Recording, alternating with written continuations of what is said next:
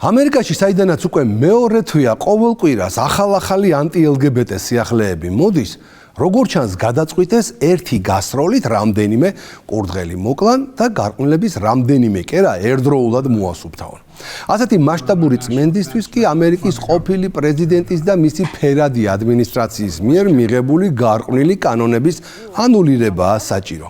პირველ რიგში ბაიდენის მიერ ფედერალურ საკანონმდებლო აქტში, ეგრეთ წოდებულ მე-9 კარში შეტანილი ცვლილებები იყო გასაუქმებელი.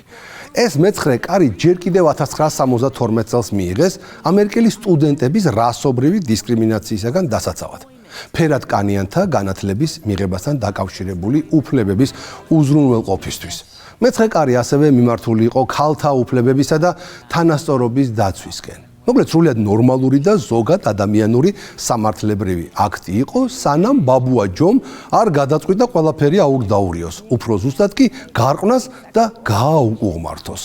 2023 წელს ბაიდენმა თავისი ფერადი პოლიტიკის ფარგლებში მე-9 კარში შეიტანა უამრავი დამატება. საერთო ჯამში 1500 გვერდი, რითაც ეს დოკუმენტი აქცია ჰომოსექსუალების, ლესბოსელების, ბისექსუალებისა და ტრანსგენდერების ერთგვარ საკანონმდებლო მანიფესტად, რომლის ძირითად მიმართულებას ვითომ LGBT სტუდენტების უფლებების დაცვა, სინამდვილეში კი ჯამრთელი უმრავლესობის უფლებების შეზღუდვა წარმოადგენდა. სწორედ ამ 1500 გვერდში იყო გაწერილი ის ფსევდოლიბერალური სიგიჟეები, რომლის მიხედვითაც მამაკაცებს, რომლებმაც გაიარეს ტრანსგენდერული გადასვლა, შეუძლიათ მონაწილეობა მიიღონ ქალთა სპორტულ შეჯიბრებებში, ისარგებლონ ქალთა ტუალეტებით, გასახდელებით და იცხოვრონ ქალთა საერთო საცხოვრებლებში. გარდა ამისა, ამერიკელ სტუდენტებსა და მასწავლებლებს მოეთხოვებათ გამოიყენონ სასურველი ნაცვალსახელები ტრანს ადამიანებთან ურთიერთობისას. ანუ მიმართონ მათ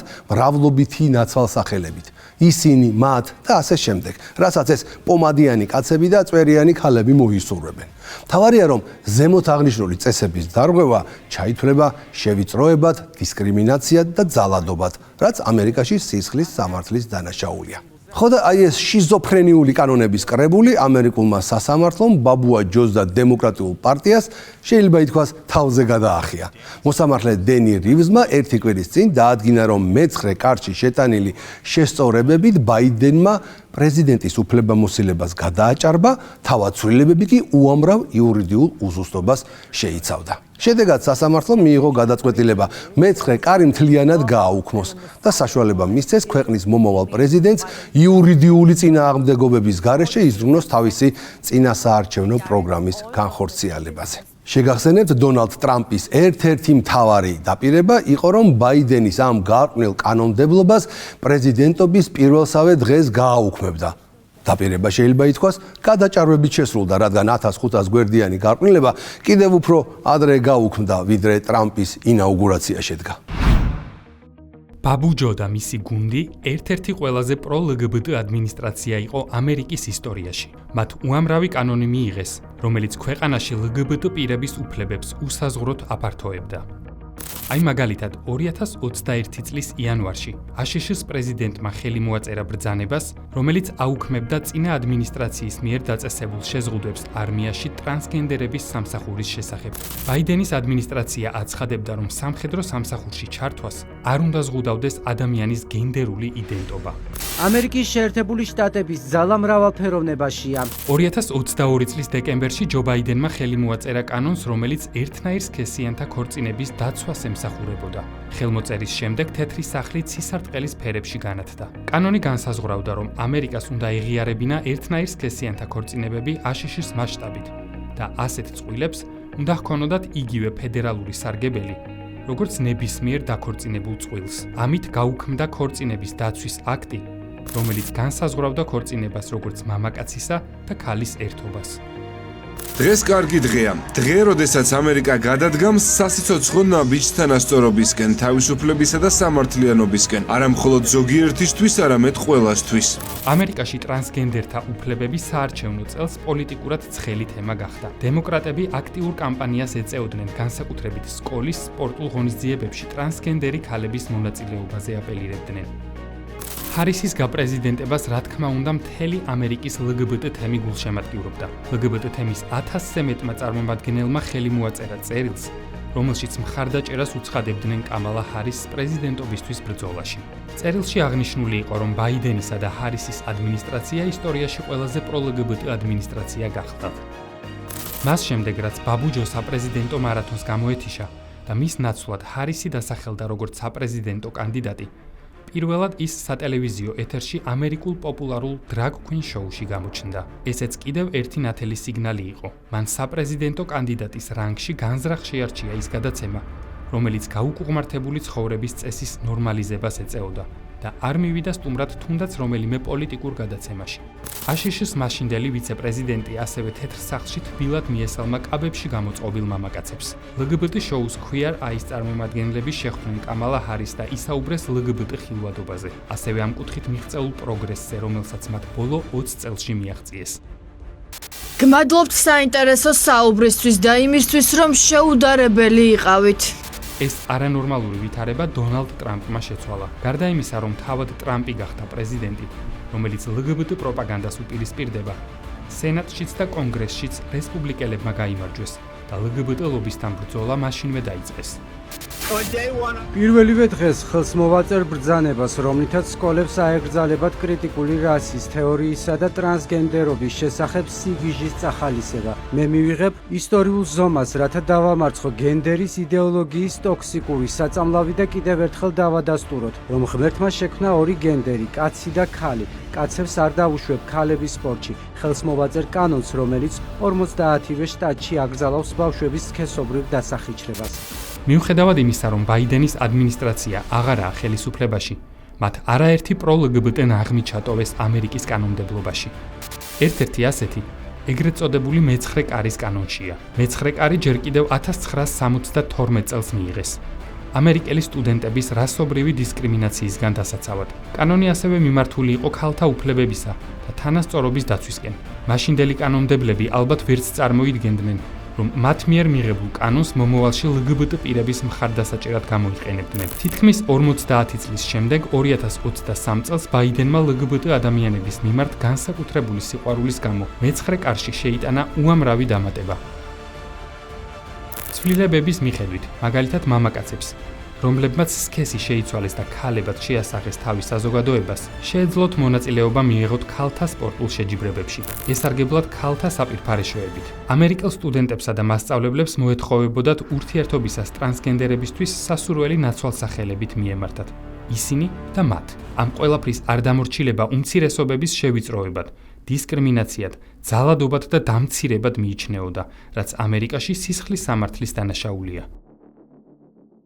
მოკლედ, ტრამპმა და მისმა ადმინისტრაციამ შეიძლება ითქვას, რომ სულზე მოუსწრო ამერიკას და ფაქტობრივად იხსნა ქვეყანა გაუკუღმართებული ცხოვრების წესის საბოლოო დანერგვისგან.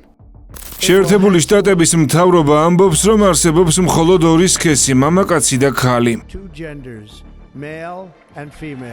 ტრამპის მოსვლის შემდეგ მთელი ამერიკა თითქოს ჯადოსნური ჯოხის მოქნევით უცებ მოეგო გონს და ყველა სახელმწიფო შტომ LGBT მარაზმის დასრულებისკენ აიღო გეზი. შედეგად ფედერალურმა მოსამართლემ დაადგინა, რომ ზემოთ ნახსენები ბაიდენის ადმინისტრაციის მიერ მეცხრე მუხლში შეტანილი ცვლილებები არაკანონიერი იყო. სასამართლოს განკარგულებამ ეს წესი მთელი ქვეყნის მასშტაბით გააუქმა. აღსანიშნავია, რომ მეცხრე მუხლში შეტანილი ცვლილებები უკვე შეჩერებული იყო 26 შტატში და ასობით კოლეჯში, რაც რამდენიმე რესპუბლიკელი გენერალური პროკურორის სარჩელების შედეგად მოხდა. რესპუბლიკელი კანონმდებლები და სახელმწიფო მოხელეები ამ გადაწყვეტილებას ქალებისა და გოგონებისთვის გამარჯვებად მიიჩნევენ, ხოლო LGBT სტუდენტების დამცველები მას რა თქმა უნდა ტრანსგენდერი სტუდენტების წინააღმდეგ მიმართულ ქმედებად ავასებენ. სასამართლოს გადაწყვეტილება ბაიდენის უმაღლესი განათლების LGBT დღის წესრიგისთვის მორიგი სამართლებრივი დარტყმაა. კოლეჯები და უნივერსიტეტები ახლა უნდა დაუბრუნდნენ 2020 წლის ზაფხულში. ტრამპის პირველი საპრეზიდენტო ვადის დროს ძალაში შესულ მეცხრე მუხლის წესებს. ამ რეგულაციებით კოლეჯებს ევალებოდათ ცოცხალი მოსმენების ჩატარება, სადაც სექსუალურ ძალადობაში ბრალდებულებს შესაძლებლობა ჰქონდათ მომჩივანებისთვის კითხვები დაესვათ. ეს მუხლი ბაიდენის ადმინისტრაციამ გააუქმა. სასამართლოს გადაწყვეტილება კიდევ ერთხელ უარყოფს ბაიდენის ადმინისტრაციის ძალისხმევას, რომ უკანონო და არაკონსტიტუციური წესების დახმარებით დაამკვიდროს რადიკალური გენდერული იდეოლოგია. რადგან ბაიდენის წესი მთლიანად გაუქმდა, პრეზიდენტ ტრამპს ექნება თავისუფლება კვლავ გადახედოს ჩვენს მეცხრე მუხლის რეგულაციებს. განაცხადა ტენესის გენერალურმა პროკურორმა ჯონათან სკრმეტიმ. კონგრესის რესპუბლიკელი წევრები, რომლებიც ადრეც ცდილობდნენ ბაიდენის მეცხრე მუხლის წესების გაუქმებას, სასამართლოს გადაწყვეტილებას მიესალმნენ და პირობა დადეს, რომ ქალებისა და გოგონების საგანმანათლებლო შესაძლებლობებს დაიცავენ. მათ ერთ-ერთ პრიორიტეტად დასახული აქვთ კანონმდებლობის მიღება, რომელიც ტრანსგენდერ სტუდენტებს სექსუალური იდენტობის შესაბამისად სპორტულ გუნდებში მონაწილეობის უფლებას შეუზღუდავს. ანუ კაცები ქალთა კატეგორიაში ვეღარ იასპარეზებენ. ცხადია, ბაიდენ-ჰარისის ადმინისტრაციამ სრულად დაკარგა მიმართულება მეცხრე მუხლთან დაკავშირებით, მათ უღალატეს მეცხრე მუხლის საწყის მიზანს, რაც ქალებისა და გოგონების სამართლიანი დაცვის უზრუნველყოფა იყო.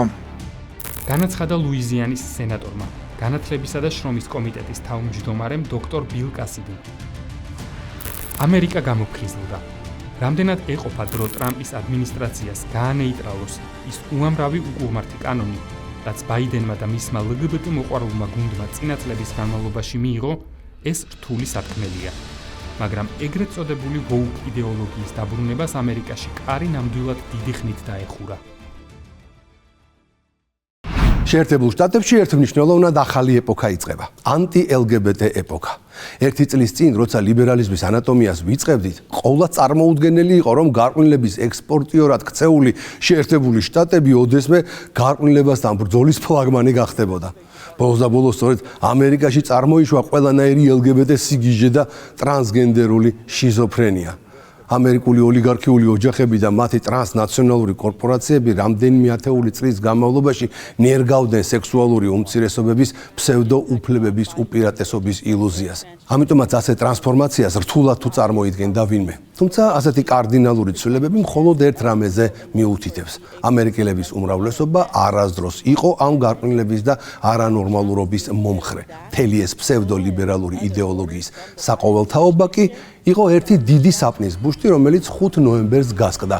როგორც კი ამერიკელთა უმრავლესობას საპრეზიდენტო არჩევნებზე საკუთარი პოზიციის გამოხატვის საშუალება მიეცა, მათ მაშინვე აირჩიეს დონალდ ტრამპი, რადგან მხოლოდ ის პირდებოდა ამერიკელებს ამ გარყვნილების დასრულებას. კვირაში 4 ჯერ ყოველ საღამოს 10 საათზე ყურადღებით დააკვირდით ლიბერალიზმის ანატომიას. ათი საინტერესოა, როგორ გაგრძელდება ამერიკული ანტი-LGBT პოლიტიკა კანადაში, ევროპაში, ავსტრალიაში და ასე შემდეგ მთელ მსოფლიოში. ჯერჯერობით ყველა მოლოდინის რეჟიმშია. ზოგიერთებს კი ისეთი აკრეფილი აქვთ, შეჩერებას ვერ ახერხებენ, მაგალითად ვატიკანში. ისეთი შთაბეჭდილება რჩება, თითქოს ეს რომის პაპი მოსწრებაზეა. ისეთი ტემპებით ამკვიდრებს გარყვნილებას ვატიკანში, რომ აშკარად სადღაც ეჩქარება. ამჯერად ყველა გამოხატულ ჰომოსექსუალს ნებართვა მისცა მოძღვრად ეკურთხონ. თუმცა ამაზე შემდგომ გადაცემებში. დროებით.